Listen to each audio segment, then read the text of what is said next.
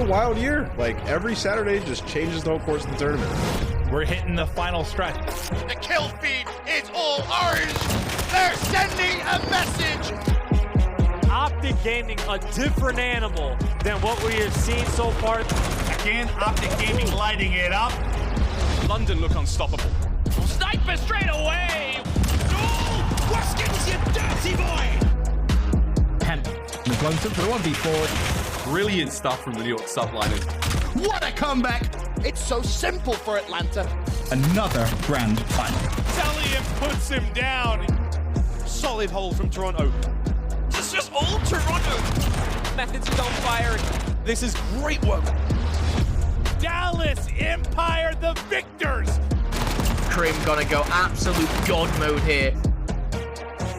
Florida close it out. And they will get their second home series win. 4 events left. We'll see what happens. It's just wild at the top.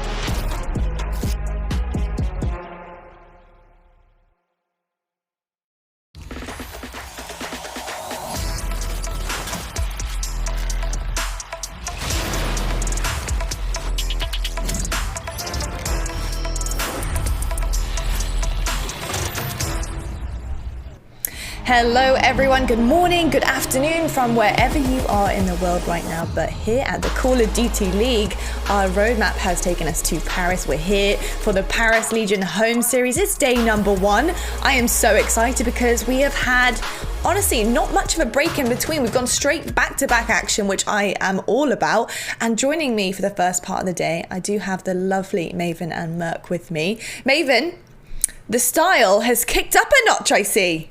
Do you like it, Joe? I mean, it literally looks like you stole that from Rich. It does. Like you, yeah. Oh, wow. Actually, it does. We can't go to Paris right now. I can't go on vacation. So this is my vacation shirt, Joe, and I feel beautiful.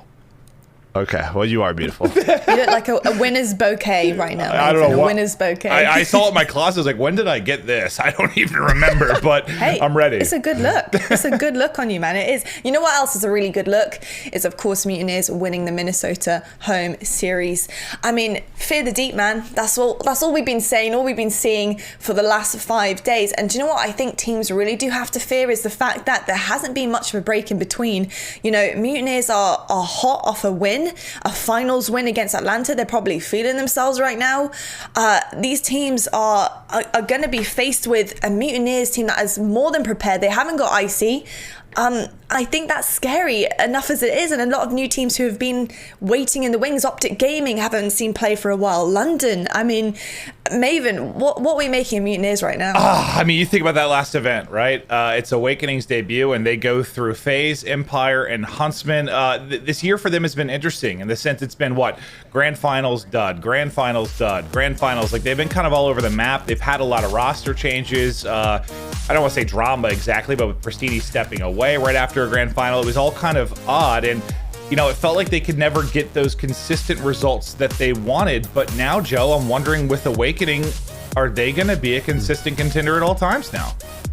That's the question. How you would have to imagine with, as Lottie said, a very quick break that they're one of the favorites for this home series. A lot of people looking at them to go back to back, but you know, we're going to take a look now at our Game Fuel Marquee match featured player, which is going to be Awakening.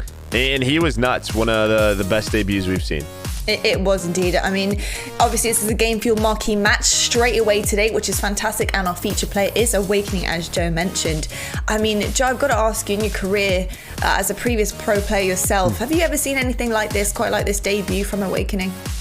I think a lot of people probably point back to last year with Simp at London and his MVP type stats, but to win an event, your first event, and to do it beating the top 3 teams in the world, that is a statement. It is something. Yeah, like I would have to go through the history books maybe, but it was it was a crazy one for Awakening. Now the question, and everybody wants to know, can they do it again? Exactly, and I think that is the question, and they do have a really good chance just because the fact that it is back to back. But I just want to talk about Florida in general. You know, right now they've made it top 3 overall hardpoint. I mean, that's huge, considering that they're not that consistent as a roster, not just winning, but it's just as a roster. They've had 3 roster changes, and having to kind of reevaluate your rhythm, your timing as a team to get on top of respawns, especially hardpoint. That's pretty incredible in itself, right, Maven? Yeah, no, it really is, because we know the S&D's been kind of iffy, but their dom and their hardpoint have been good. And if you take a look at this last event now with Awakening, they go 6-2 in hardpoint. The only ones they lose are to Huntsman. So they go, what, 2-0 against FaZe, 2-0 against Empire. First match. Yeah, exactly. So they've been really, really good in hardpoint. Now you're wondering, as you take a look at, we saw like the 1.21 KD for Awakening in hardpoint. Are they going to be even better is the scary part. But yeah, to your point, Lottie, with all the changes, with everything that's gone down, it is impressive. They've remained consistent, at least in that. Yeah, it is really, really impressive. You know, it's one of those things where Paris Legion right now are probably having to kind of find an inner confidence they haven't found before. Obviously, they've dropped off the map a bit, so to speak, in terms of their performance. You know, they had a great first start to the season. Middle season hasn't been so great. I just wonder where they're going to place at the end, see if they can kind of bring that kind of performance back up again. But I mean, Paris, they've never matched up against Florida. They're facing a Mutineers team that are seeing success after success with a great roster change coming in. Joe, are Paris going to be shaking in their boots a little bit? What have they got to do to kind of close this one out, or try and get there eventually? Yeah, I mean, it's going to be tough for them. I will say the one thing for Paris always seems to be with this roster is they do compete. Like, they compete against all the top teams. Like, it's just they're not closing out games, and that's where the issue comes in. And you've had some players that have been a little shaky, a little bit inconsistent.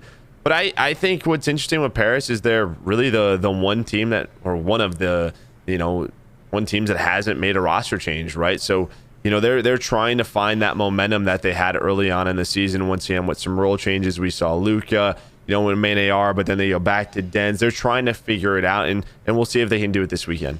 Indeed, we will. Let's have a look at our game fuel keys to victory right now for Paris as we're speaking about them.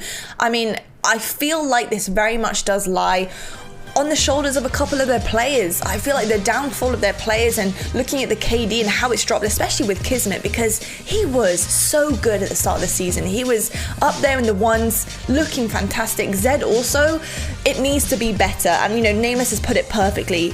In the meta of subs paradise, like, you have to be better right now.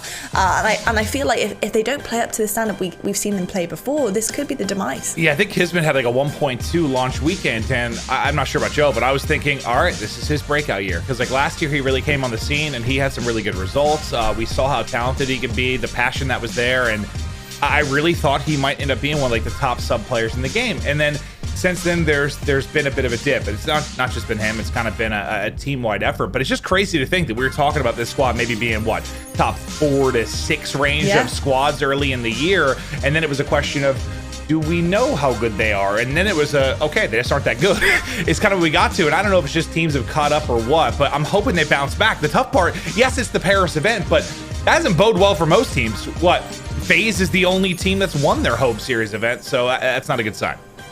Indeed. We're going to head over to the game fuel keys to victory for Florida Mutineers. Now, looking at what Nana's put down spot on, obviously keep it rolling through. But Joe, I just want to touch upon Florida's S&D. Yes, it's been very shaky. 39% win rate overall.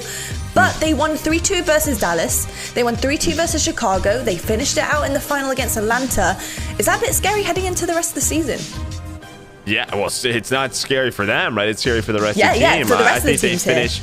They finished 50-50 on the event. It was like 3-3 overall. But, I think if you're going to be as good as a Respawn team as they were last weekend, 50-50 is fine. And we know Search, when you're adding new players, and you talked about it, how they are consistently switching up their roster, that one can be a little bit tougher at times for teams to figure out. And maybe they just need more repetitions with Awakening. If they do get better at Search and Destroy, they are going to be a tough team to beat. Yeah, they really are, and I think Paris have a really hard time with their first match of their home series being Florida Mutineers. We've got our maps and modes presented by US Air Force for your entertainment right here. This is exactly what we're going to be seeing this series. I have just been told by the wonderful team man in production that we are ready to go with the game, so I'm super excited to get this one started. Your Game Fuel Marquee match, gentlemen, please take it away. Well, thank you, LVP. We appreciate you as always, but Joe, I am excited to get into this one. I just, for this particular matchup, I don't know how Paris is going to match up here. When we both saw this, I think our instinct was this is probably a 3-0. One, Mutineers are the better team. Two, they won a tournament 4 or 5 days ago. Unless there's been some drastic improvement or shift for Legion, I don't know how they win this, Joe. Yeah, I mean, I guess you would hope that they haven't played in a bit. Maybe they've got some really good practice. You know, when you watch a couple of home series, you get to learn from them. So, listen, it feels like most of the teams that were at the bottom have started to figure out what they needed to make them competitive weekend to weekend. And maybe Paris has done that. So I don't know if this, I think just due to the fact that they won the last home series, yeah, 3-0, 3-1, but you never know with Paris. If they get back to that form that we saw early in the year, this could go the distance. And now the quick scope presented by US Air Force, and I think the most crucial thing here, and Joe, you've touched on this multiple times, top 8's big, right? When you think about not starting in the losers bracket at champs, and Legion is hovering right there. They're in 8th, and they really need some points here. They need a solid event. It's really tough that, you know, at your home series event, you're going to start off with matching up against the reigning champs per se, but you need some points. You can't get double bopped. You got to hold on to that top 8 position. Yeah, and the problem is, win or lose, you have to play Dallas or London, and well, Dallas has been one of the best teams in the world. London, they got to a home series final. They the last time they played, so this is not an easy group for Paris whatsoever. So yeah, if you're trying to find points, maybe you find it in the first match of the day. I know you and I were talking. It's a little early for these gamers when you talk about the gamer schedule. So you know, maybe you catch them off guard. Yeah, I played Warzone with Skies till like midnight last night. I was cracking up because he's like, when does it start? And he confirmed it with me like 3 times. He's like, I gotta be up at whatever 9 a.m., 10 a.m. He was like upset about it. Just you know how the gamer schedules are. So I don't know if it'll have any bearing on it. But do you know, is Legion in Cali? Do you know where they're based? I always forget. I'm pretty sure some of them are in California. Yeah, so it's even earlier there.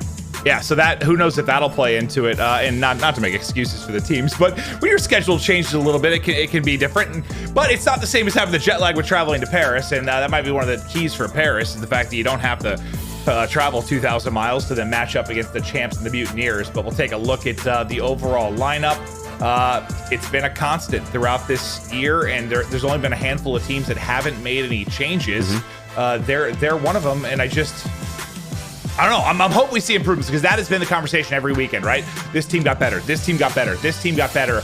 And then, yeah, someone's fallen off to make that happen, like Rocker or somebody. But all of the bottom teams seem to be getting better. That hasn't been the case for Paris, as they've just been kind of diving ever since the start. Yeah, and I think if we looked at the keys to victory, right? I don't know. Like Zed at a 0.9, I'm totally okay with, because the pace he plays with.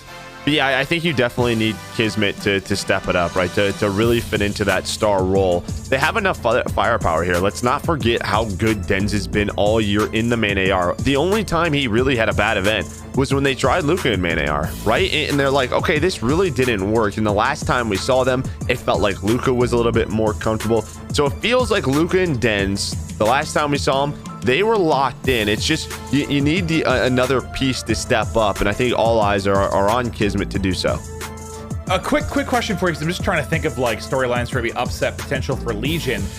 We've really gassed the fact that Mutineers just won 5 days ago, right? Like you want to keep that momentum, but on the kind of play devil's advocate, is there also that a risk of complacency, or we just won and they just kind of roll into this expecting to dominate? I just think they want to make a statement, right? Like back-to-back home series, nobody has done that, because the competition's been so fierce. And I just think because you have a new roster, that complacency isn't there whatsoever. Okay, well, we will see as we're ready to play this out as our Game Fuel Marquee matchup. Mutineers going up against Legion, kicking it off on Ramaza. And we are going to start off with our marquee player. It is Awakening, the young, talented phenom that I think, awakened just about everybody last weekend. Yeah, just looking at Ramaz overall for both of these teams. 2-2 for Paris, 5-4 for Florida. So it's a decent hardpoint map for both teams. And we'll see Awakening running the flex, so you'll see MP5 and 4 at times. He really can do it all. He's getting some tags into players, but hasn't been able to finish anything yet. But his team will be into the hard point as he looks to get into a position top 3 and see what angles he can cut off. So far, so good, as all Legion are trying to enter and break through construction. You can hear from Awakening's POV. He hears all the footsteps stomping around. He's just trying to look for where he can actually help. And now he's going to pop. There's the assistance. There's a double for Awakening, and still the hold inside the hard point for Mutineers.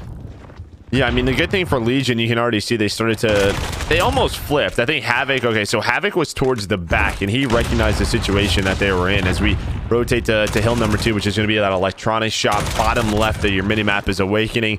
5-0 start. This is why he's our marquee match feature player.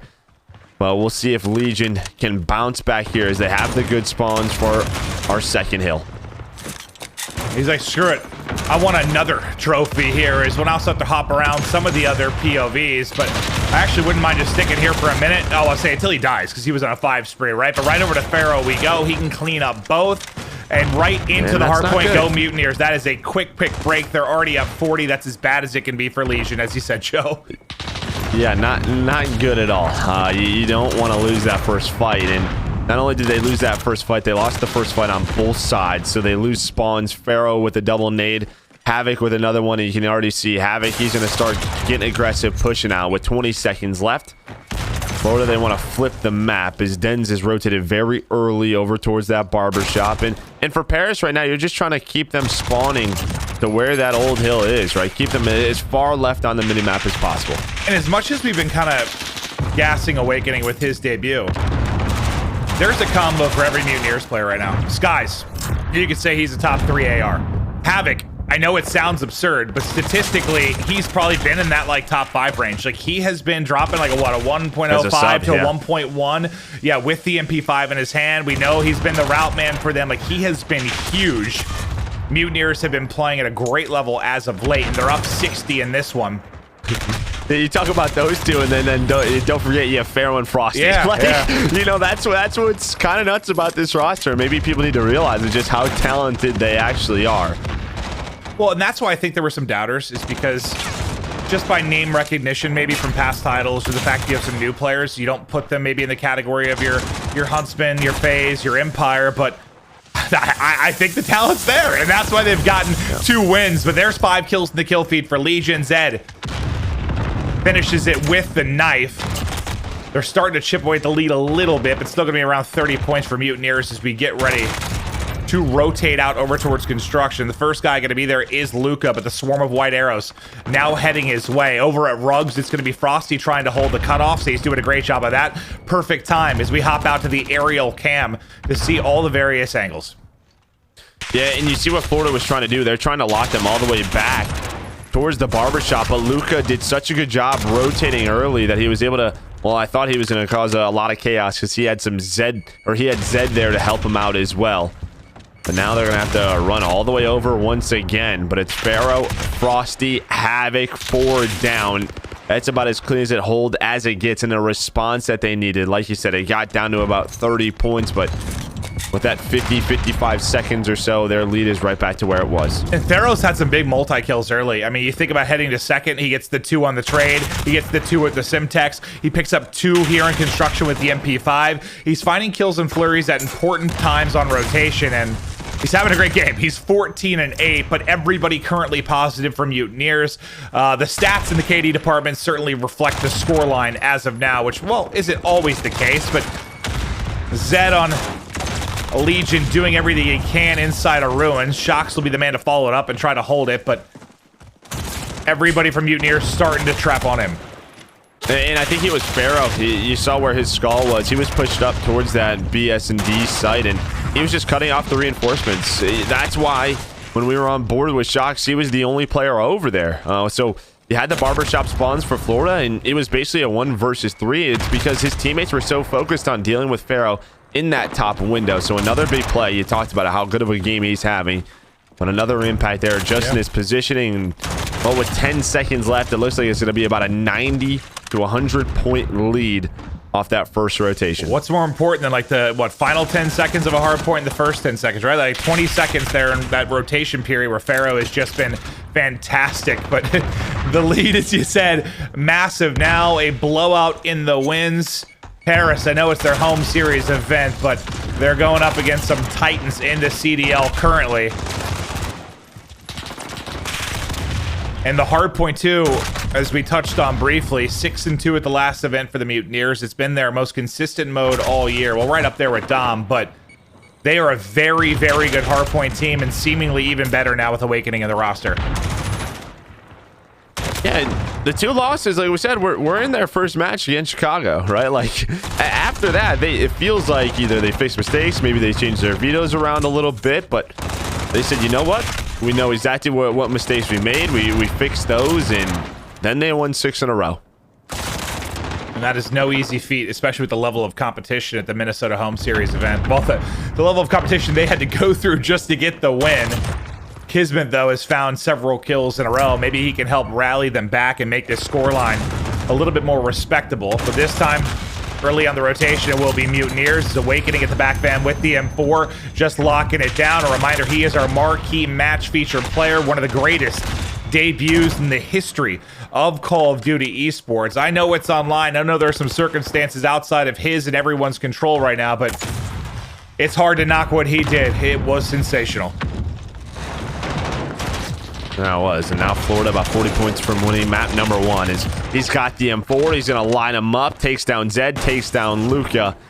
In very deja vu, it just feels like Paris, they cannot hold on to hills, and then when Florida gets into those positions, are able to punish him. But Kismet, as he slides in, a nice little slide cancel there, able to take him down with 3, but that play's not going to matter too much, as Florida already up to 230 points.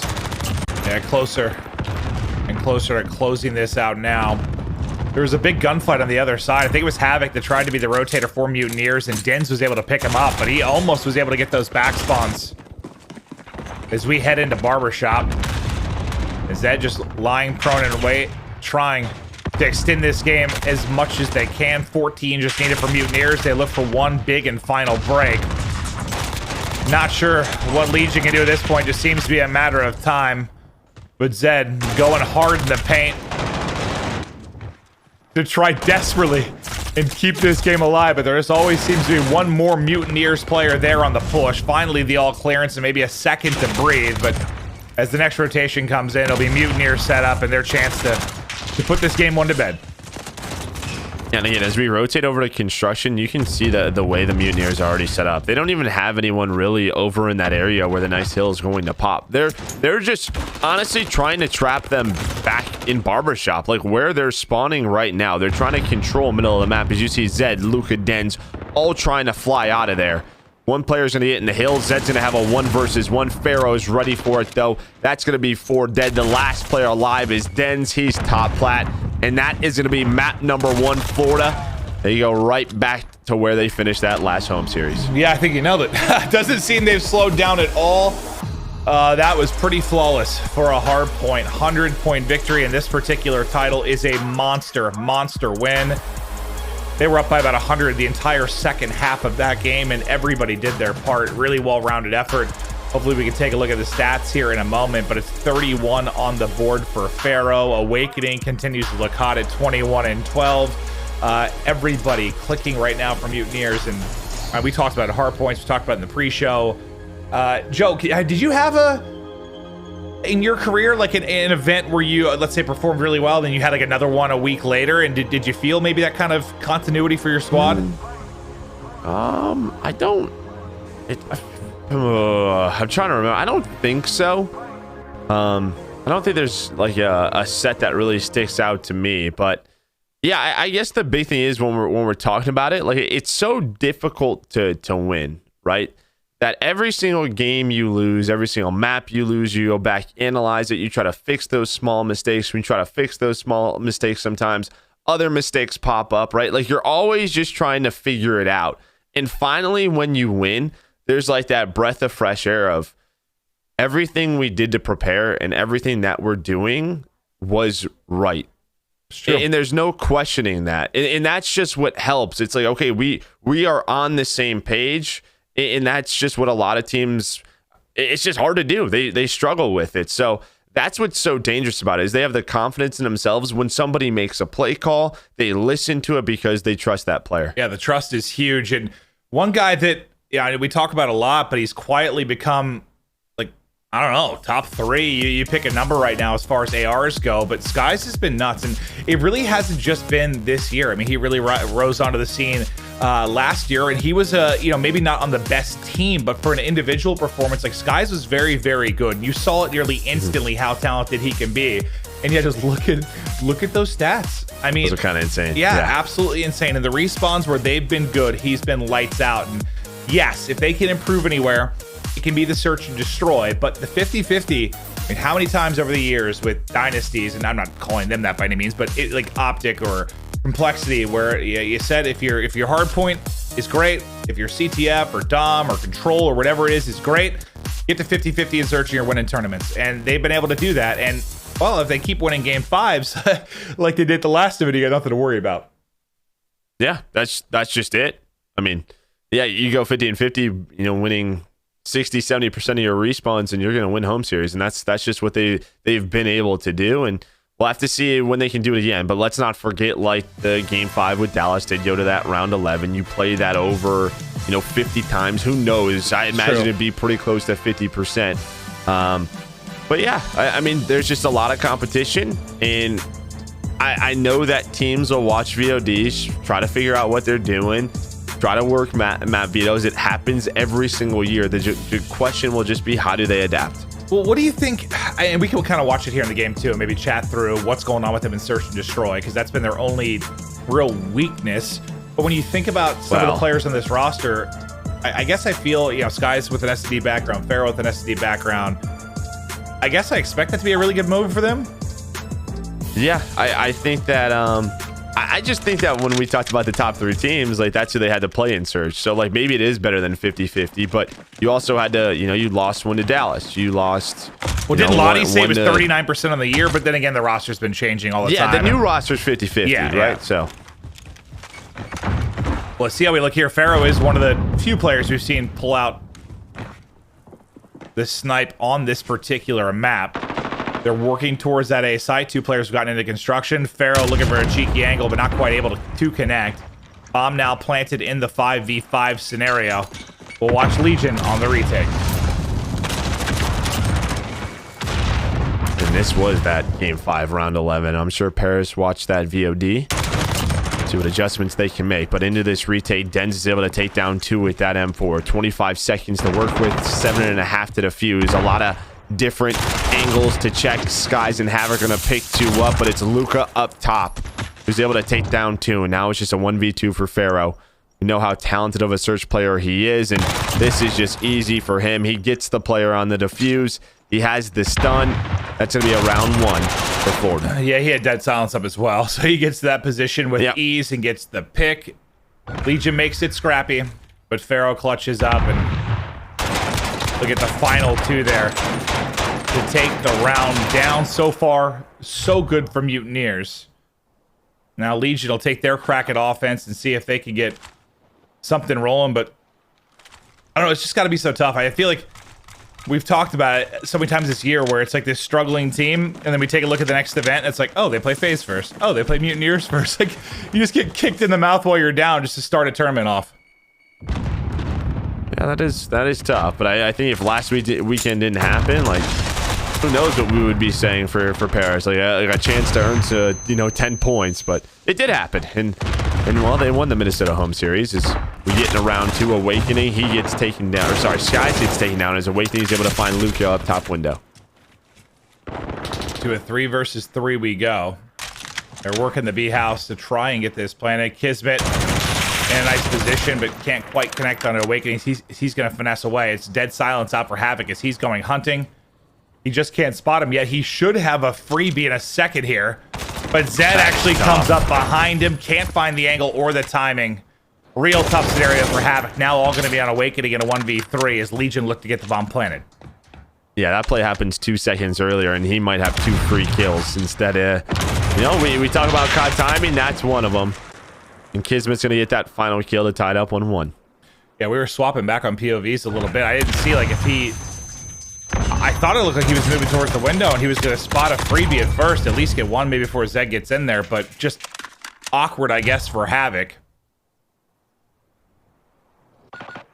Both teams, though, managed to win their offenses. A last time for Mutineers. We'll see if they mix this up. And it looks like this time they're going to work that B site. 3 to mid, 2 right through ruins. Havoc and Frosty flying. Havoc, unfortunately, not as fast as he'd like because he took a barrel to the shin. Yeah, but look at this push. I mean, they found a timing. Can their teammates stay alive? Dens, he must have heard it. He's ready for it. There is a trade on the other side of the map. Skies, Luca. Luca comes out on top, and there was just so many little skirmishes all around the map. But it's Paris Legion who come out on top. Havoc, dead silence, popped.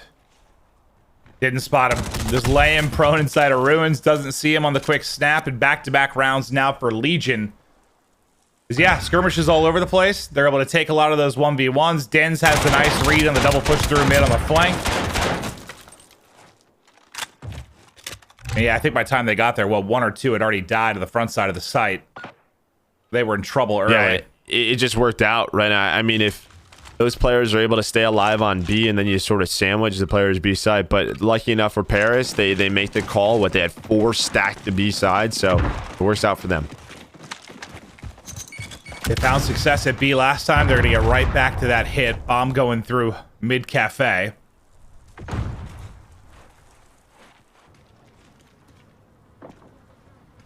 I thought for a second on the minimap there was one right at the other side of the door, but he's actually going to be second story. So bottom clear when they want to make their move. The lone person over towards the A site on defense will be Skies. And Awakening hears that. He hears that peek open. But Zed, he opens the door, finds Pharaoh. Awakening now trying to help out Frosty on the site. As Frosty's able to find one, he pops dead silence and he is out. He may have a timing as well to take down Dens, but Dens was ready for it. Yeah, I would have loved to see that from Frosty's POV because I was just watching the minimap because it looked like he got insane timing to get behind 2 or 3. I thought he was going to have a... I think there was a smoke down. Oh, yeah. Okay, that makes more sense because on the minimap, I'm like, he should have 3 kills here. 1v2 for Zed. 20 to go. As he'll just hold it at the truck, maybe try to bait out 1 kill before he works the plant.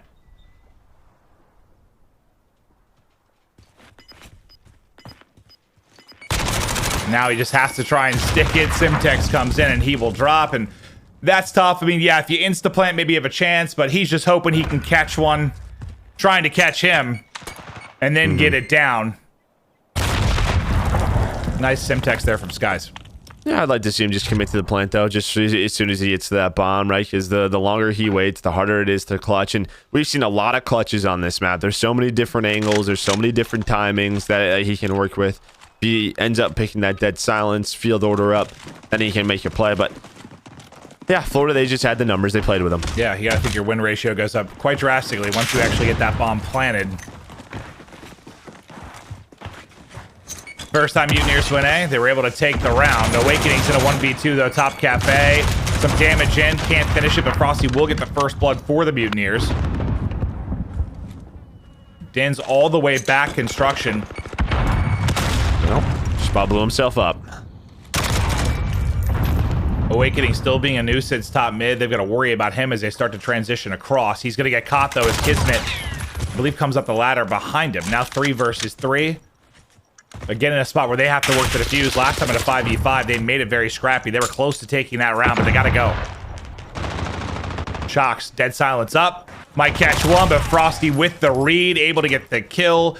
Kismet now left on an island with very little time to work with. Able to find Skies, but yeah, the clock is the problem for him, and there we go. Florida's going to win this one, and I just love the adjustment, right, from the Mutineers. The last offense, they tried to go up the middle. They tried to go B and do a bit of a split, and what do they see? They see a 4-man stack mid and B site, so they just switch it up. You know, they try to take mid-platform away from Paris, and they just go across the bridge. It's basically a free bomb plant. Excellent round from Mutineers. Paris now pushing to even this one up again.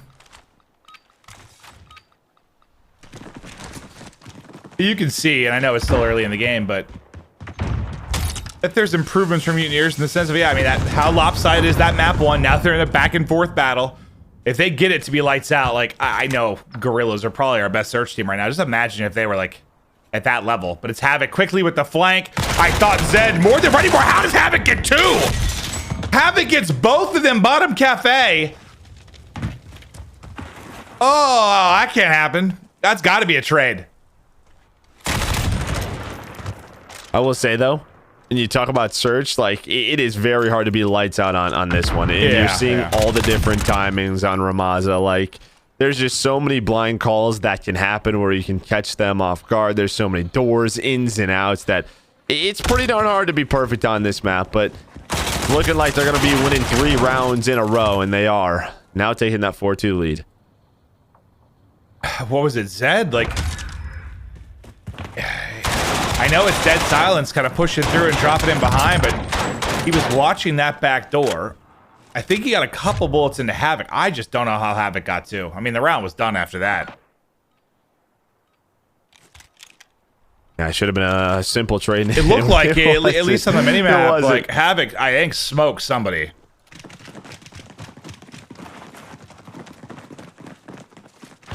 It worked. Why not do it again? You got 4 players, 2 from either side, stacked around Cafe yet again, but we'll focus on the bridge battle for now. Luca tries to back it up. Awakening takes his head off. Through the smoke they go. The last player towards the site will be Dens on defense. I think he was trying to get third story to work with his plant. And that's just a weird adjustment, because if Luca is going to play aggressive bridge shot, I feel like you need somebody top Cafe to help him out. Because that's where Florida went. They just sent 2 top middle, and they're able to take down Luke here with a bit of crossfire, which opens up the A side. Yeah, you just have Dens over there, but he's got to pick one of the 6 angles to go out of, and guess what? That's being watched. Awakening still just bullying Paris from top middle. 4 in a row now, as Mutineers 1 round away from taking a 2-0 commanding edge in this best of 5. I mean, it's going kind of how we expected. I think Legion are 8-8, I believe, in Dom on the year. And I mean, there was a point, it was a long time ago, where they said they were the best Dom team. And they were strong in that mode. But, God, Mutineers great, too. I'll tell you what. I was going to talk about it, but we may as well talk about it now since you brought it up. The Dom we're going to on Hackney, they're 0-2. So they didn't want to play Florida on Petro because how good of a Petro team they've been. And, well, Florida, they're not going to play Gunrunner because that's really where we've seen a lot of success for Paris is on Gunrunner Dom. So we're going to a map where they haven't won a map. Yeah, I got to it early because it was 5-2. I apologize for that. But, okay. Yeah, it doesn't look good for Legion in this series. 5 versus 5, though, still with 60 to go. Frosty, slide cancel around the edge, and that'll be another first blood for Frosty. Kismet, some quality beams with the MP5. Should be a second as Skies drops in from the roof. The plant in as well. Pharaoh and Frosty now 2 versus 4. Looking to make the play. There's the first pick for Pharaoh. And he's got Deddy Pop. He's going to walk it over, man. He has stomped on his skull. Sure no. Wait. Oh, I thought for a second he was going to snap back. But yeah, no, there are boot prints all over whoever that was. Yeah, it's Luca. You know, it's Luca. Luca's just hanging out. Hello. In there, I think you see the difference of not having Mark IV grip, right? That hip fire doesn't connect. No, right? So it makes those gunfights a little bit scarier. Legion stay alive for now. They'll have to be perfect from here if they're going to tie up this series.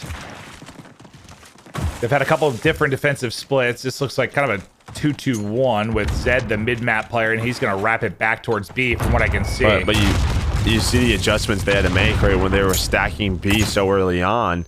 Now they have 2 towards the A side because of the success that they've had towards A.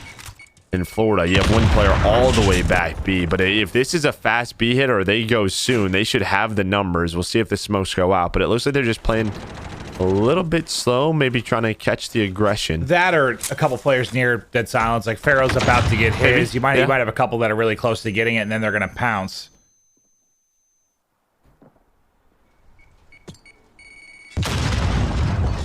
Well, now, unfortunately, you got to think about moving. There's 40 seconds to go. Smoke out on that half-wall cross. In they go, and Skies wins a big one. First blood to Mutineers. Awakening follows it up. Early 5v3. The site has been cracked open like an egg, but it's Luca through on the flank that Bombs may down. be able to play the disruption. He has bombed down at half-wall, and now those 45 seconds that you waited may end up costing you. One more caught, all on Havoc. 10 to go. Has found the bomb, but he's in between both players. He's thinking about hunting down the kill because he knows he doesn't have a safe plant. And that, whether it was waiting for an early pick or waiting for dead silence, he just ran out of time. Well, yeah, their bomb planner gets taken down. I mean, that was a 3v5. I give a lot of props to Zed as well. He stayed alive in this area. He was the guy that ran through the smoke, found the first blood. I think he ends up picking 3 that round. So a big round out of Zed to keep them alive in this map. Zed and then Luca, I think, kind of cleared out the flank as well. As they combined to shut it down, but brilliant defense there from Legion in the 3v5. Now, can they win an offense to get us to around 11? Not a lot of players here from Mutineers. They can't have a quick rotation. Frosty now with, I believe, his 4th first blood in this game, but numbers to Legion at least early. Kismet with Deddy up, trying to make a play back towards mid. Havoc has his dead silence available, and there's the plant now for Legion. 3 versus 3, bomb planted, or about to be planted, and now they can get us to around 11. They can close this out. Yeah, but even in right there, like the 10 seconds, Kismet getting picked, like you have numbers advantage, and now that's gone, and you didn't even have the bomb down. So this gives Florida a chance in this round. Shocks, though, is able to take down the first. Havoc comes through for the trade. Den's just trying to watch the flank, but the fight's not there. The fight is on the site, and now it's a 1 versus 2. Can Dens make the play? There's the first. 18 seconds to go. He challenges it, and Havoc clutches up. Wins the 1v1. Plenty of time for the defuse, and even though it got scary, Mutineers in championship form, able to close it out 6-4, take a 2-0 edge in this best of 5, but props to Legion for nearly taking us the distance. I mean, you just had 3 players who couldn't help each other out, right? You had Shocks on the bomb, you had Dens watching Flake, and, well, who was it, Zed inside the building? Like, the trades just weren't there for Paris, and, well, guess who comes out on top? In the end, it is Florida, as they were just able to stay alive. But you have that 4 versus 3, and in that, like, 10-second period where they don't get that plan down, you know, I think that really hurt them, especially Kismet getting taken down middle of the map. Yeah, and I was going to ask you kind of, because how dead silence works in this game, because it seemed to me almost, since he had dead silence left on the reset, he kind of felt the need to make a play, right? Like, you know, you only have it for a bit of time. You want to make a play, whereas maybe it was better just to sit tight, play your numbers. Yeah, I think 100%, right? I think 100%. I mean, what he's probably thinking is, okay, I'm going to get traded right away. Like, someone probably has dead silence around me. I'm going to try to catch a timing. But sometimes those players, you know, as a player, you just overthink certain situations. But just staying alive, wasting time is a better play than getting taken down. Yeah, that's certainly true. But before we get into the domination, I want to go behind the scenes with Dens. This is Behind the Controller.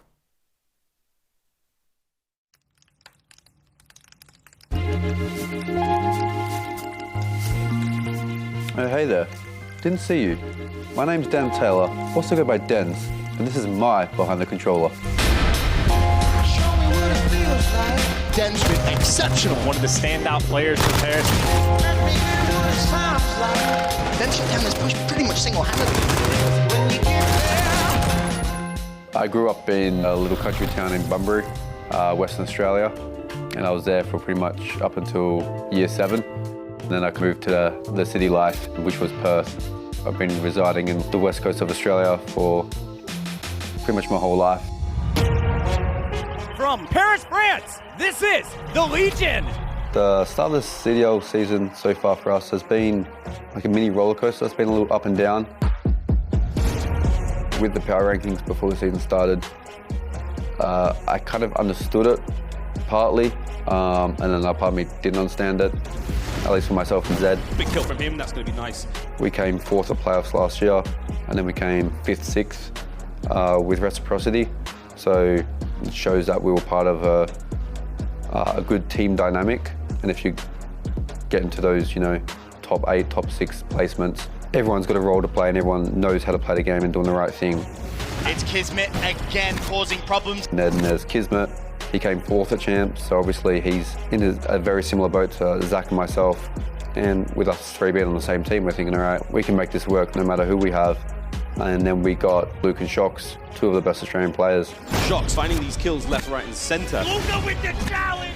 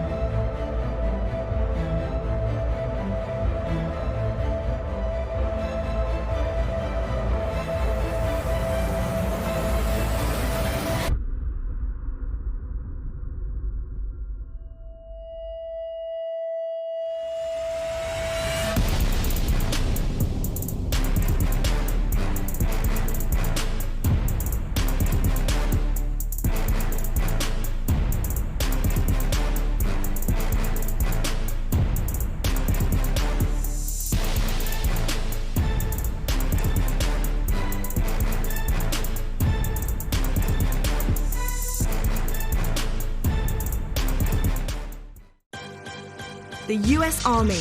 What's your warrior? Tournament audio and team chat listen-ins are brought to you by Astro Gaming, the official headset and mix-am of the Call of Duty League. Join the Astro family and pre-order the CDL A40TR headset and Pro Team speaker tags today at astrogaming.com. Call of Duty League is brought to you by Mountain Dew Game Fuel, the official energy drink of the Call of Duty League.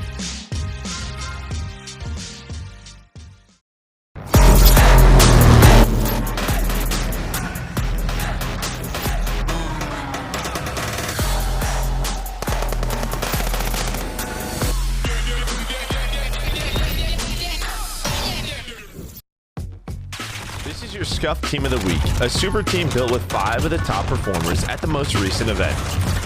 This week, we're picking 5 players from the Minnesota home series.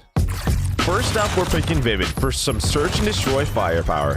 Vivid was one of the deadliest S&D players of the weekend. Across 7 games, he scored first blood 17 times for an average of almost 2.5 first bloods a map.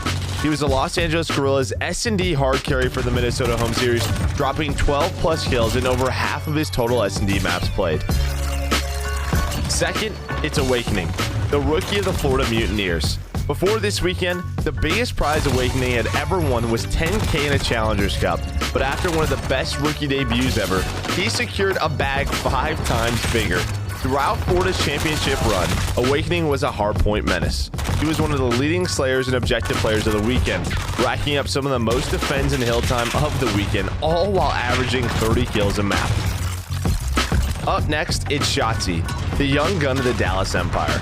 He was one of the most consistent slayers of the weekend, earning the 3rd highest overall KD and the highest of any sub player this weekend. Shotzi dropped 30 bombs in over half of all of his hard points and even gave us one of the best highlights of the Minnesota home series, clutching a 1 versus 3 versus the Atlanta FaZe from one of the sneakiest angles we have ever seen. FaZe up, it's Simp. What makes Simp so valuable as a player is his balance of both skill and respawns and search and destroy.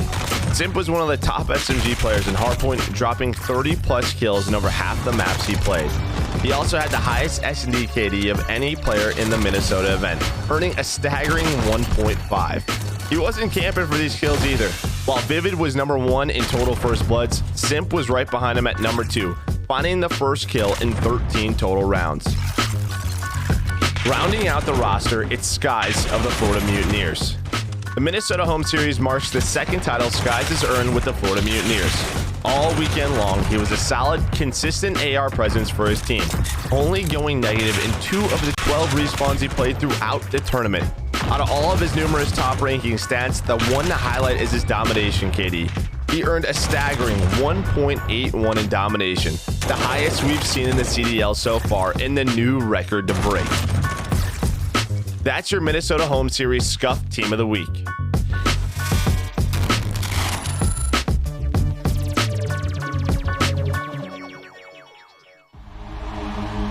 Hello and welcome back to the Paris home series event for the CDL. It is day 1 as we take a look at a shot there in Paris. Joe, I've been a couple of times. The one thing that will always stick with me is when I tried to order a pepperoni pizza and they told me they did not have pepperonis for the pizza.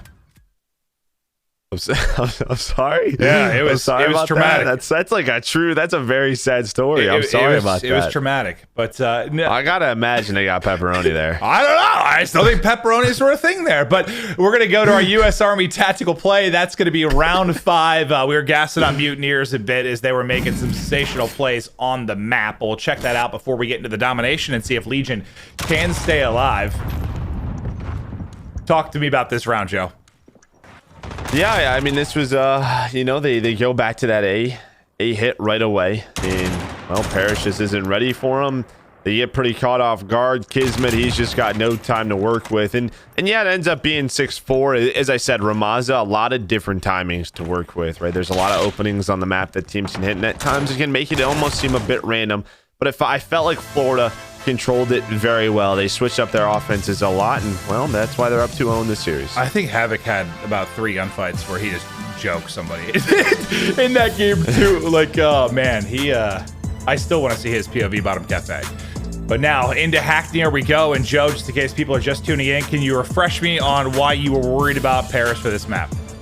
Yeah, so I mean, we talked about Paris's domination being very solid, right? It's 8-8, but you see right there those stats, and you're like, yeah, Florida 3-4, but remember, different iterations of the roster. The point that is worrying is that Paris is 0-2. Really, where they find a lot of success is on Gunrunner. So you talked about Petrodome being one of the best maps for Florida. They get rid of that. Florida obviously gets rid of Gunrunner. It's like, all right, we'll just play on Hackney. Now, I know they've only played it twice, but this deep into the year, and you've never won a map, does that play into the mental state of things at all going into it? I think more just plays into, I think it's more, we've only played it twice. Like how like comfortable actually are we on this map when you're opting not to play it? I think that does say something. Well, it's not a good start. You can already see it's a 3 cap. Yeah, it is a 3 cap as they win the fight inside of B. Skies pushes all the way through the neutral and the cap quickly. Things getting very, very ugly. Thankfully, Shock's able to turn and burn. Otherwise, if they could have made the play at B, Mutineers would just be running away with this. But there's still a one-on-one, and Awakening goes huge. So they're going to keep this AC control.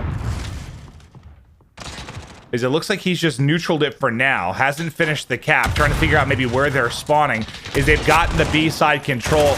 There's 2 points a minute in for Legion. 2 points. Skies needs to try to do his best to stay alive. Paris, they did spawn up. They found 2-3 kills behind Kismet and now Shocks. They're trying to work towards this A flag. Awakening, who was all the way on C, worked his way back. He did not want to influence the spawn, so it looks like they are going to hold on to the AC setup. Heads up play from Florida, and you can see it in the scoreboard. This is one of the more dominant starts we've had to a map of domination without question. I want to kick that right into an Astro Gaming Listen-In with Mutineers.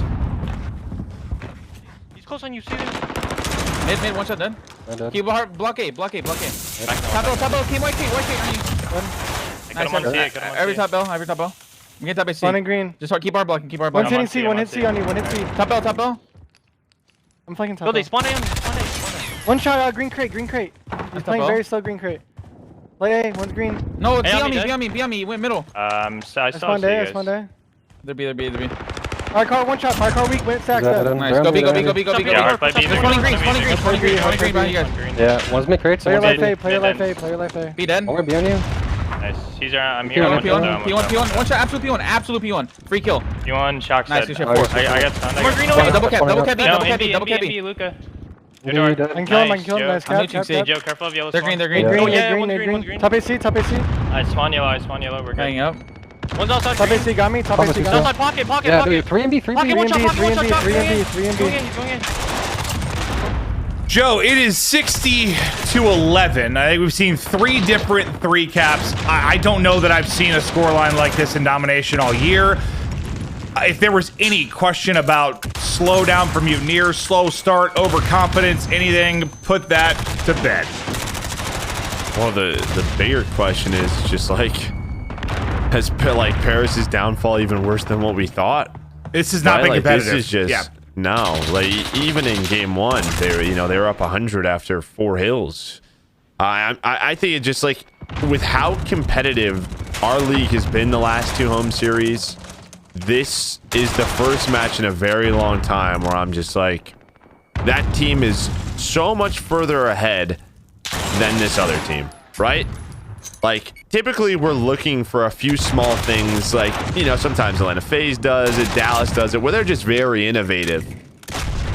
For Paris, you're just, well, they may be able to get a 3 cap of their own, but we'll see how long can they hold it for. Just they seem very far behind Florida. Imagine if this event was in Paris, they'd have to close the venue because it'd be flooded with French tears. This is just, oh God, Mutineers looking very, very scary. 60 seconds to go in the first half. And almost like I said in the map 1, like, can they try to make the scoreline a little bit more respectable? I'm not even like thinking about the win right now. Like, can you just make this so you're not getting embarrassed? And they've at least started to put some points up now with the 2 cap, as they got AB in the final, what, minute and a half, 2 minutes. But man, was the damage done early and often. Yeah, I mean, we've seen 40 to, you know, around like 40-point halves on Hackney when you hold that AB setup. So I guess with that 3 cap, it feels like they've got it closer, right? It's not what it was. What was it? I don't know. It was a lot to a little at one point. So they brought it back a bit. It was 60 to 10 or something. Yeah, it was something like that. So it could have been much scarier. They bounce back a little bit. They'll have the stronger side next side. At least you're still getting solid games out of Shocks and Dens. We'll just see if they can slowly but surely get back into the game. Yeah, I mean, the final 2 minutes gave them a chance in this game. It's going to be hard, yes, but they have a chance. If it stayed like it was through the first 3, it would have been probably the widest margin we've had the entire year, and 0% chance of winning. But now a chance, and the stronger side coming in for Paris. Can they get that AB setup? Can they lock it in? And we'll see how much they're going to be worried about maybe trying to get a 3 cap, or if they're just going to go for an AB lockdown and see how long they can hold the 2 cap advantage. Yeah. We'll see how quick can Paris maybe try to flip this. Looks like they're just going to go towards B. You have Havoc, Orc in middle of the map. Pharaoh watching over him. Big first gunfight win by Shocks. Luca picks up the second. They should be able to get AB. I love the examples of where the Merc foregrip is no longer a thing. Like, him sliding in there and hip firing might have just smoked that guy. But, yeah, like, 1 bullet hits, or I don't even know if anything hit. All right, so there's that AB control, down 40. So you'd have to hold this, what, basically the rest of the game. Or just about. Skies is on 10 in a row. Wait. That probably carried in. It probably carried in from the last it's 6 half. and then 4. Okay. Yeah. Probably carried over. I saw that pop up. I was like, what the hell? Have to hold it for about 3.5 minutes, and instead they lost it. And again, that's what's so tough with Dom at times. We touch on it a lot as casters. Not only is the strong first half just so strong because you have the better side, it's also, you know, that you can play the clock a lot more on the second side. Focus on neutrals. Just try to be annoying. And Florida knows that. And they know it, but Legion did get back in and secure B. The deficit just about the same as when we started the half, though, is the tough part. When do they feel the pressure and maybe head over towards C. For now, they seem content with trying to lock down this 2-cap setup. Watch number 3. Okay, so it was Shock's waiting at the half wall, and I thought he was going to start working towards the C flag, but his teammates get taken down, so he has to wrap back. Now with those green spawns, maybe you can have somebody go for it, but they're just so worried they're going to lose a B right now because of the kills that are coming in. They do lose B, so they have to track back. Well, Dins did win 2 what could be key gunfights over towards Smokestack. I thought... I promise. You thought, and then 3 of them go down. Yeah, I mean, he won those kills. Oh my God, that'll give them numbers at B. But yes, at the exact moment I called it, everybody else for Legion ends up dropping.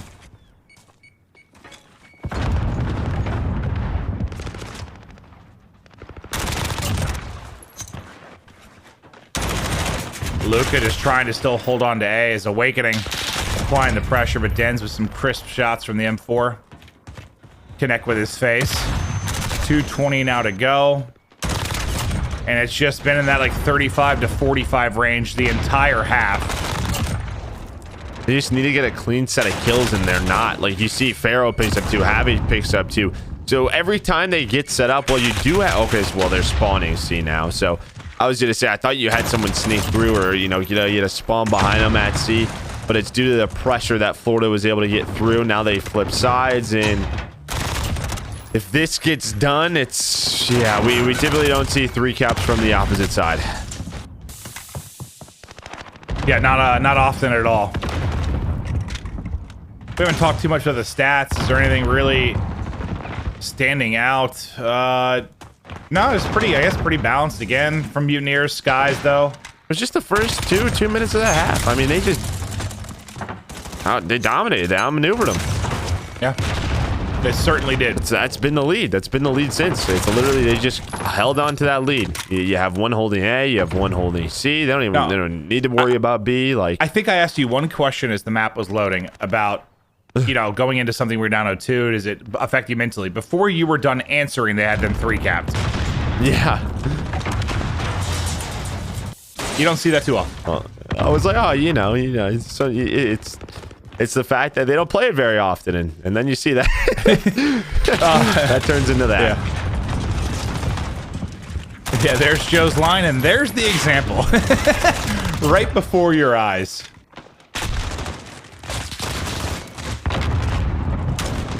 No chance they can win this game, but no, they brought it a lot tighter. It should, honestly, the game was less competitive than maybe even this scoreline reflects. Yeah. Like I said, I think Florida knew what they needed to do going into the second half. Played very much around the neutrals. They just tried to flip a few times, and they did that. And yeah, it gets down to about 25 points. But yeah, this was a much tougher loss due to that start. As we watch the final 10 tick away, it is a disaster of an opening for Legion at their home series event. They play the reigning champs, and Mutineers mop the floors with them. Fear the deep. Mutineers look so good. Awakening seems to still be in form. Skies is dominating from top to bottom of the roster.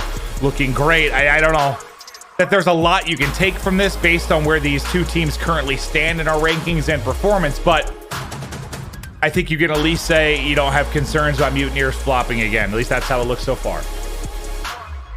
Yeah, well, yeah, I don't think they will. Just, just with the momentum. It'll just be the question. Like, they have to play the winner of Dallas and London next. Like, that'll be another big test. And I just think we know at the top how close the competition is. We just didn't expect Florida to really enter that until last week, and now they're here. Now they're here. We'll touch on the stats here really quick. What ends up being a 21-point game, but yeah, it started 60-10 or somewhere in that realm. Awakening, another strong map. Skies has continuously been sitting around that 1.2 area. It goes 27-17. They're a talented young team for the most part that seems to have a very, very, very bright future. Assuming they can avoid any sort of roster drama or issues, they might be getting better and better and a real significant threat come champs time. Yeah, I think it's like this is the perfect time for you to really hit your peak. It's just it's always the question, did we hit it too early? Our team's going to catch on. Well, we'll have to watch that with Florida. I mean, for them, it's still, we need to put together 2 weekends because they haven't done that this year. True. It's been one good weekend, True. one bad weekend. So they just need to focus on their next match. We'll see if they can do it, but before we head out and get ready for our second match, I do want to take a look at the scuff play of the game. It's going to be Havoc. He had some wild gunfights over the course of them. He has proved to be one of the top SMG players in the game, and another thing that's really stood out for him, a couple listen-ins we've gone to, his comms have been vital for this team. Maybe not a leadership role per se when you think about like a coach or like a mental leader, but when you think of just the comms and kind of leading the troops at times, he's taken that up as well. Well, I think he's very much realized his role on this squad, and he's played it almost perfectly. He's one of the reasons that this team has been so good. He constantly talked about it in Hardpoint, him trying to take those routes. He knows his role, and that's important. Well, Joe, we're getting to that time of year where we have to start having kind of regular season MVP talks. And we're going to take a look at MVP Recon presented by Astro Gaming. And I want to touch on maybe some of the favorites for you. You know, you've got Celium, Simp, Envoy, Slasher, Shotzi. There's a lot of players that we can consider. Is there one that's maybe a favorite for you right now when you go MVP talks? You're going to look at these stats. It's tough to say what Simp's doing with his sub can be beat, but I loved watching Celium. He was my MVP at the start of the season when we were like told, okay, you have to pick an MVP of the year, and we all just sort of like, well, who are you going to go with? And I went with Celium, and I just think it's impressive what he's doing in every single game mode. Plus, he's doing it in a tough role, right? Like he's running the flex role. It's a role where you have to show up every game. If you don't perform well in that role, it is obvious. And it seems we've been touching so much on how we have all these brand new players, young players making a debut, but like Celium hasn't been competing very long either. Like he's pretty new to this entire thing and already but playing like a vet with the numbers he's been putting up. But for me, yes, I do think you need to pick from like your Huntsman, your Empire, your FaZe, because your Florida, they're the ones winning tournaments. But I Slasher, man, still stands out for me because OpTic had been so rough and they started so slow and so poorly, and you hear rumors about him bumping heads with his teammates, and you know how tough he can be, but he is leading by example in the gameplay front. Like he has been truly sensational and one of the best players in our league. I think he probably, I mean, they've got to get a win for him to firmly put himself in it, but he's been that good that you can consider. It's almost like when you have like an NBA Finals matchup and like the losing team and a player that was so outrageous that you still like consider them to be the Finals MVP. Yeah. Like I almost consider Slasher in the combo purely because he's just been nasty, man. Yeah, and just taking a look at the rest of this list, like Shotzi, if he continues to play at the level he's been at, like a lot of people are considering him the best player in the world right now, and there's still a few events for them, right? We're gonna see him here soon. If he can keep that up, who knows? Now you talk about maybe someone from Florida. We just looked at Skies and how ridiculous his stats were, can easily be put onto that list. So there's a lot of different ways that this could go with just a few events remaining. If you had to pick one player from Florida right now, who would it be? Skies. I think I'm with you. I think Skies. I'm with you. He's just been so consistent. I know running him in AR, the stats are always going to look good, but we talked about it a lot with God RX. Just he's doing it every single weekend, and that's what's tough. Well, it is wild, but just for you guys at home, we do have in-game rewards, CDL rewards. You can win in-game items, double XP tokens. You can check it all out on callofduty.com. I believe the companion app has details as well of how you can get this stuff, but who doesn't want to show off some of the great stuff they're bringing you? And this is still early. I'm actually not sure if it's still in beta. I know it was when we first showed it, but it's something that I'm glad has gotten into it because it's been something that we've been lacking in years past with Call of Duty Esports, and I know a lot of us hope for this once it went franchised and became the Call of Duty League. But the fact that it started here in year one, I think this is something that is only going to get bigger, better, greater. Really excited for the potential with this. And it does say beta on the screen. I can read that. Okay, so yeah, still in beta. Yeah, and I'm just hoping for one day for a Maven skin that you have to earn by watching the Call of Duty League. That's all I want. It's just your bald head. Imagine a spray paint. Polka dots, just on it. Imagine a spray just paint. Polka dots of your face. Yes, dude. You see those clips where a guy like goes into a room in Warzone and they painted that character model there. And it looks like it's one of the dumbest things I've ever seen. It looks terrifying though. Imagine if you went into a room you're trying to break in and you just saw my bald giant head like 30 times over a room, almost like Clayster's Love Shack, but just my face. I think I'd more so just want your face like on my like M4 MP5. Oh, I think that'd be what's cooler. the little thing called? Like you mean the skin, like the little dongle? Little weapon charm. Yeah, a little weapon charm just on my head, bobbing around like a little egg. No. I want like just stickers of your face on my weapon. I want it all. To be honest, I just want a Maven pack. That's all of it. Yeah, that'd be great. I want a spray. Maybe one day. I want a charm. I want stickers. I want a skin. 2021, that's happening. That's my new goal in life. 2021. To become a COD partner and to have that happen. We just got Call of Duty team skins. Now you're thinking you're gonna get a Maven skin. That's crazy to me. Well, we're just waiting, I believe, for them to get ready for the interview, and then we'll get to that as quickly as we can and get ready for our second match. But Joe, it's interesting because I'm just thinking of this overall event. I think when we looked at it a couple weeks ago, we were really excited for Minnesota because how stacked it was. And when I looked at this event, I didn't think maybe as much so because Huntsmen weren't here. But now with Mutineers winning the last event, and with how good OpTic has gotten, and how good London looked a couple weeks ago or a month ago, yeah, like this almost looks as stacked as like the last event. Like it's crazy. Yeah, no, I mean, if you get to Toronto that got top 4, maybe you talk about them as well, but there's been some shenanigans on that side. But yeah, a scary one. I'm really looking forward to this next match, Dallas versus London. London, yeah, they get to a home series final. That was one of the weaker home series, right? But just want to see if they can continue to play at a high level, at least compete with Dallas. And then the third match, which I think you and myself will be back on for, OpTic versus New York, just to sort of see the form that both of these teams are in. It's been, what, about a month since we've seen them. Where have the improvements been? Have they improved? It should be a very good match. Yeah, no, I'm looking forward to that because I'm a firm believer if Dashy played a little bit better at OpTic's last event, they probably win that. You've said the same thing. So are we going to see a team in that form and maybe Dashy plays a bit better and they can make a run to a final?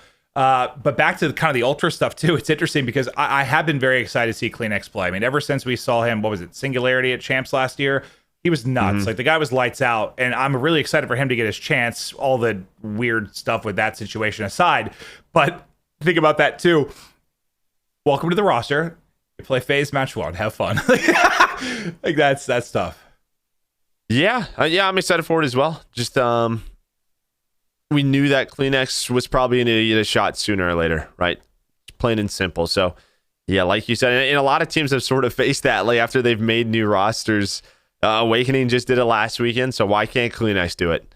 Yeah, that's true. Why can't he come in and just be absolutely a beast? What are your expectations maybe for like Royal Ravens? Because yes, they looked greatly improved, but the level of competition at that particular event, if memory serves, wasn't great compared to Minnesota and now this event. So we didn't see them necessarily go up against some of the juggernauts, but I think we all agree they look better with Zero in the lineup. Is this a tournament you think they could they take it all? Do you give a chance even with the big dogs here? Take it all? I don't know if I've seen enough for that yet. Take it all, that's something that would be very difficult. For me, what would be like impressive is just to get out of this group. With the form that Florida's in, with Dallas in your group as well, you have 3 very capable teams of getting out. So for me, just to see a consistent weekend for London. That would have been a better question to get out of the group. Joe, do you think they can get out of the group? That would have been a better question than them maybe taking it all. But Empire, though, as you mentioned, they're going to be looking to bounce back because it looked like they were in a form last weekend where they could have won that tournament. They fall short, like everybody did, to your eventual winners in Mutineers. But you just think they go up 2-0 against FaZe, they get reverse swept, they would have been in a different position in the bracket. They're in a position here to win it. It goes all the way to Game 5, Round 11. Empire could have won that event. They get to a grand final. Who the hell knows how that plays out? Just how do they bounce back now? Because if anything, if they did have some mistakes, maybe they had about a month off before that tournament, or they had a big break leading into that tournament, whatever it was. Now you have last week and you're right back into things. Maybe we see some improvements from Empire. Yeah, I didn't have like anything like bad to say about Dallas because I still thought they played really well and they showed like moments of brilliance. I mean, the reverse sweep, yeah, that one sort of stung, but it was against FaZe, who we all know is capable of that. And well, FaZe was doing that the entire home series. They did it to everybody, right? And then you lose in a Game 5, Round 11, and that's with single limb, with Sundays. That's going to happen. The fact is they got to another semifinal. They proved once again they're a top 4 team in the world. And now you have a shot to, you know, to rematch Florida if they're able to take down London, which I'm sure that they want. Well, Empire, it's something that they want to do. You picked them to win this, right? Correct. Yeah. What was your reasoning behind it? I thought, yeah, they lose in a game 5 round 11. I just still thought they were in very good form. I'm still worried about FaZe with, you know, some of the struggles that they've shown. I very much still trust this Dallas team. Well, as we're touching on Clay, and again, we're just filling a little bit of time here as we wait for the interview to get ready. I'm not sure what's on the players' end, but we'll get to as quickly as we can. But if you missed this moment last weekend, it was probably one of the better moments so far in the first year of the Call of Duty League. But it was Clayster's Love Shack. Let's take a look.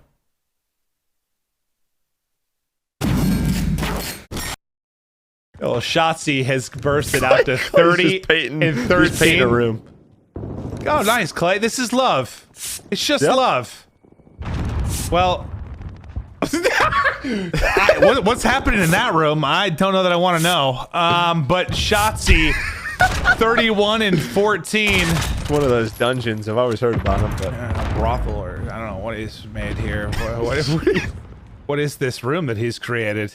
It's Clay's. Why does he have a toolbox in there? Like, would you like to go into Clay's Love Shack? In his garage. It ends up being 199 to 120. Shotzi has an incredible domination game. Clay learns that he has a passion for interior decorating. And that was the Astrocaster comms, and I think we're going to take a look at a tweet from Clay as well. Who wants to come down to the Love Shack? And Joe, I think you nailed it perfectly. You're a wordsmith. What did you say? Clayster put his love all over those walls, didn't he, Joe? He sure did. It's just the, you know, this tweet, man, it's just the winky face that just it creeps me out, right? Just the old school winky face. It just immediately makes things weird. And Clay went there. The whole thing was already weird enough because you and I took it to a new level, and then Clay takes it to an even other level. Whenever I want to annoy someone, or I'm trolling or being sarcastic or just being an idiot, I love to use the winky face. Like when if I'm bringing out the winky face, I'm trying to get weird. Wait, what is there like a rule that once you're over 30 you can't use a winky face? Probably. It should probably be a rule. Probably should be a rule. What other stuff do I have to think about? What else am I not allowed to do now at this age? I don't know, but that's definitely, we should write that one down. That's gonna do it. Interview up next.